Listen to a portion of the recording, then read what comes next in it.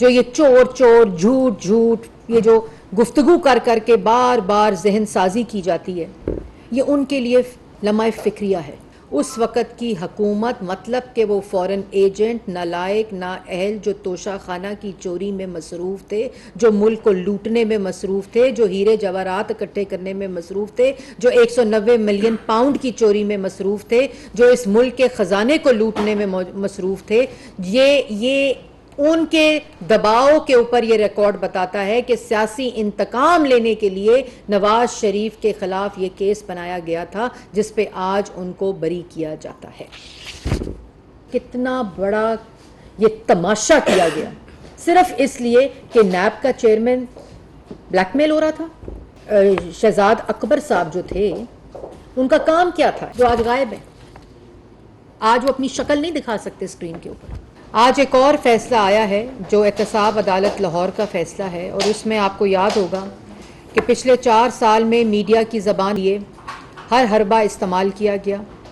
मीर शकीलुर रहमान साहब को, जो जियो और जंग ग्रुप के मालिक हैं,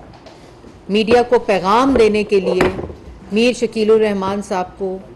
एक ऐसे केस में जो 1990 की दिहाई का केस था, जब मियाँ नवाज शरीफ साहब चीफ मिनिस्टर पंजाब थे, तो मीर शकीलुर रहमान साहब को नैब ने गिरफ्तार किया। हर हरबा कहती हूँ तो उसमें मीडिया प्रेडेटर का लक़ब मिला फॉरेन एजेंट को, और एक हरबा ये था कि मीडिया की ज़बान बंदी के लिए मीर शकीलुर रहमान साहब को गिरफ़्तार करके उनको जेल में डाल के ये मैसेजिंग की जाए कि अगर मीर शकीलुर रहमान साहब गिरफ़्तार हो सकते हैं तो फिर मीडिया के हर बंदे के ऊपर गिरफ़्तारी की तलवार लटक रही है। उसके बाद कुछ मीडिया के लोगों को पेट में गोलियां मारी गईं, कुछ की पसलियां तोड़ी गईं, कुछ को अपनी बेटियों के स्कूल के बाहर से गिरफ़्तार किया गया,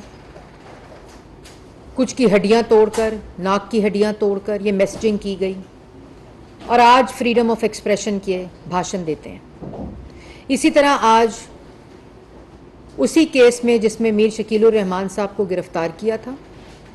मीडिया की ज़बानबंदी की मैसेजिंग की थी, उसी केस में आज नवाज शरीफ साहब को 3 दफ़ा के मुंतखब वज़ीर आज़म को बरी कर दिया गया है। ये 1900 और वो तमाम लोग जो इस झूठे प्रोपेगेंडे के गाब में आ जाते हैं, इस मसनूई नैरेटिव के उसमें आ जाते हैं, इन्फ्लुएंस में, जो ये चोर चोर झूठ झूठ ये जो गुफ्तगू कर कर के बार बार जहन साजी की जाती है, ये उनके लिए लम्हा फ़िक्रिया है। आज ये सोचने का दिन है कि अदालती फ़ैसले के ज़रिए जिसको मुआवन किया है, जिसको असिस्ट किया है नैब के प्रोसिक्यूटर ने, जो फैसला 1990 में नवाज शरीफ साहब चीफ मिनिस्टर पंजाब थे, उनके दौर में प्लॉट्स की एलोकेशन की, और कहा गया, ये तासुर दिया गया कि उन्होंने मीर शकीलुर रहमान साहब को फेवर किया है, और उनको फेवर किया है, उनसे फ़ायदा उठाने के लिए ये केस बना दिया गया। क्योंकि तैयबा गुल साहिबा वज़ीर आज़म हाउस में कैद थी, नैब के चेयरमैन को उनकी वीडियो दिखाई गई थी, और नैब न्याजी गठजोड़ के ज़रिए जो भी सामने आता था उसको केस बनाकर पॉलिटिकल विक्टिमाइजेशन, सियासी इंतकाम को निशाना बनाने के लिए उसके ऊपर केस। और ये मैं नहीं कह रही, आज एहतसाब अदालत लाहौर का फैसला ये कह रहा है कि नवाज शरीफ को इस पूरे केस में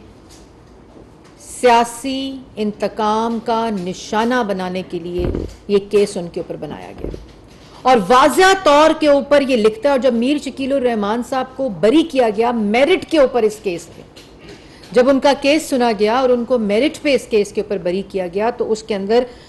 ख़ास तौर पर यह लिखा गया कि किसी किस्म की कोई मिसयूज़ ऑफ अथॉरिटी, कोई करप्शन,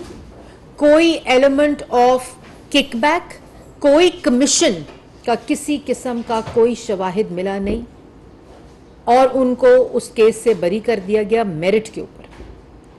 और जब लाहौर को हाई कोर्ट के इजाज़त के ऊपर मोहम्मद नवाज शरीफ साहब मुल्क से बाहर गए इलाज के लिए, जिसका मेडिकल बोर्ड की रिपोर्ट पंजाब हुकूमत की थी, उसी जब वो बाहर चले गए तो ये जानते हुए कि वो बाहर चले गए, ये केस उनके ऊपर बना दिया गया और इसकी इन्वेस्टिगेशन शुरू कर दी और इसकी हेयरिंग शुरू कर दी और उस पूरे प्रोसेस में उनको इश्तिहारी डिक्लेयर कर दिया। ये बिल्कुल उसी तरह की बात है कि पैनमा को अकामे में तब्दील करके उनको नाअहल कर दो, उनको वजीर आज़म की कुर्सी से हटा दो और फिर बुग़्ज़ और हसद और सियासी इंतकाम की आग ना बुझे तो आप उनकी पार्टी की सदारत से उनको हटा दो, उनको ताहयात नाअहल कर दो। इसी तरह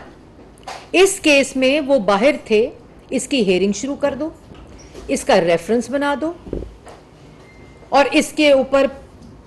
इसकी इन्वेस्टिगेशन शुरू कर दो, ये जानते हुए कि वो मुल्क में नहीं है। और जब इश्तिहारी उनको डिक्लेयर कर दिया तो ये फैसला कहता है कि जब उनको इश्तिहारी डिक्लेयर कर दिया तो किसी किस्म का कोई कानूनी तकाजा और जवाबित और किसी किस्म का कोई कानून फॉलो नहीं किया गया। और ये मैं सिर्फ पढ़ दूं आपके पाकिस्तान की अवाम के लिए कि कितना बड़ा ये तमाशा किया गया, सिर्फ इसलिए कि नैब का चेयरमैन ब्लैकमेल हो रहा था, सुप्रीम कोर्ट से सहूलतकारी हो रही थी,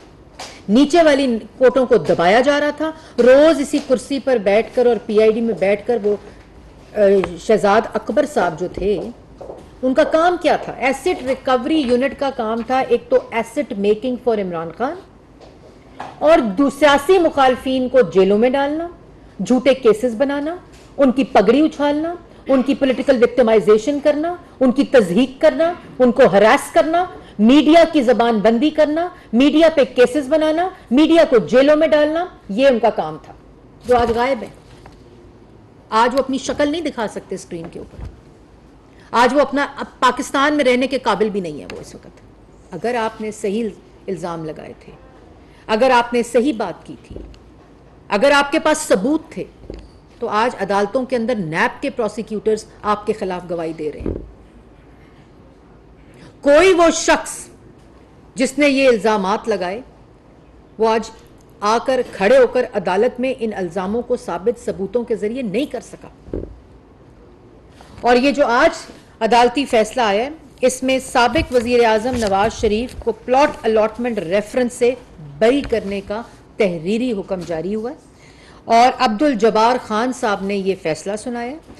और फैसले में लिखा है कि रिकॉर्ड से पता चलता है कि नवाज शरीफ को सियासी इंतकाम का निशाना बनाया गया। ये केस बनाकर नैब को साबिक हुकूमत के कहने पर, उसके दबाव पर नवाज शरीफ का सियासी करियर तबाह करने के लिए रेफरेंस तैयार करने पर मजबूर किया गया। नवाज शरीफ 3 बार पाकिस्तान के मुंतखब वजीर आजम रहे, ये फैसले में लिखा हुआ है, और उनको बरी करने का हुक्म दिया गया और वो तमाम रिलीफ जो मेरिट के ऊपर तमाम इस मरकजी मुल्ज़मान के ऊपर थे, उनसे भी उनको उसी तरह बरी करने का हुक्म दिया गया है। और फैसले में लिखा गया, अदालती मुआवन ने सवाल उठाया कि नवाज शरीफ को इश्तिहारी कार्रवाई के लिए नोटिस की तामील के किए जाने वाले तामील कुनंदा का बयान रिकॉर्ड नहीं करवाया गया। तमाम जो अदालती मावन के मुताबिक नवाज शरीफ को इश्तिहारी करार देने की कार्रवाई के लिए मुकम्मल कानूनी तरीका इख्तियार नहीं किया गया। नवाज शरीफ को इश्तिहारी करार देने की कार्रवाई कानून के मुताबिक नहीं थी और जो फैसले, ये मैंने आपको बताया जो फैसले में लिखा है, क्योंकि प्रोपेगेंडा सेल एकदम तेजी इख्तियार कर सकता है, तो ये फैसला मौजूद है जो डिटेल्ड फैसला है, जिसका तर्जुमा मैंने अभी आपको करके बताया। और ये फैसला अभी आपकी टीवी स्क्रीन्स के ऊपर भी है और ये वो डिटेल्ड फैसला है जो इस केस के अंदर आया है। और उसकी चंद लाइनें उन लोगों के लिए जो बेचारे इस झूठ, फरेब, धोखे और इस ज़हन साजी की साजिश की जद में है। कुछ पाकिस्तान की मेजॉरिटी जो अवाम है ना, उसको इस हकीकत का पता चल चुका है लेकिन वो चंद हजरात जो आज भी इस जहन साजी के ज़ेरे अताब हैं, इसकी जद में हैं, उनके लिए चंद लाइनें इस फैसले के अंदर से। The record reflects that the accused Mia Mohammad Nawaz Sharif had become the victim of political victimization, and perhaps the NAB authorities were constrained to prepare the reference at the behest of then ruling Janta to damage and destroy the political career and goodwill of the accused Mia Mohammad Nawaz Sharif, who had been the 3 times elected Prime Minister of Pakistan.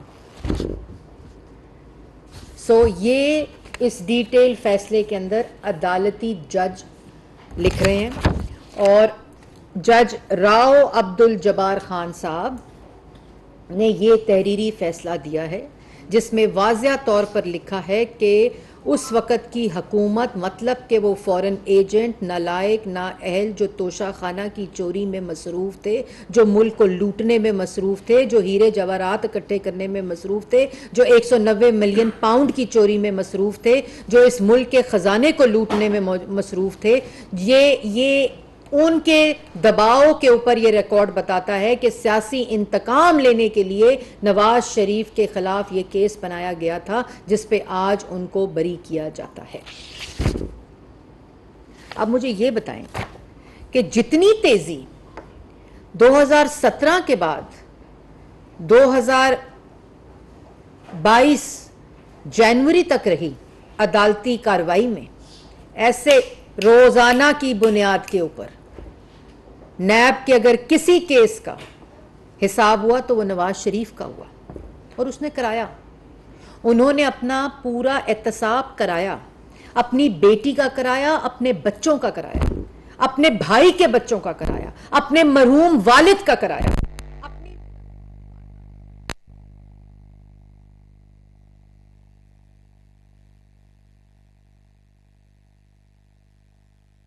वज़ीर इत्तलात मरियम औरंगज़ेब इस्लामाबाद में news conference कर रही हैं। उनका कहना है कि पिछले 4 साल मीडिया की जवाबंदी के लिए हर हरबा इस्तेमाल किया गया। चोर चोर कहने वालों को आज मुंह की खानी पड़ी।